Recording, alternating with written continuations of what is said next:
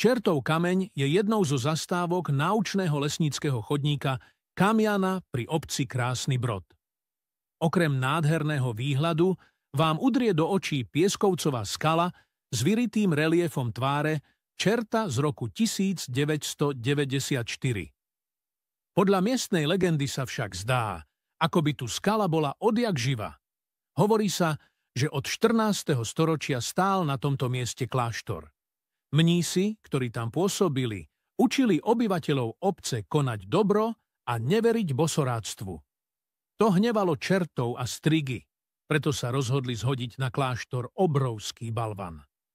No viera miestnych ľudí bola neoblomná a držala nad obcov aj kláštorom ochrannú ruku. Keď sa čerti blížili k danému miestu, zrazu zakikiríkal kohút, oni sa zľakli a balvan im spadol a skotúľal sa do lesa nad obcov, kde dodnes leží s tvárou jedného z čertov. Ak nesleduješ môj profil, pravdepodobne už nebudeš počuť ďalšiu legendu.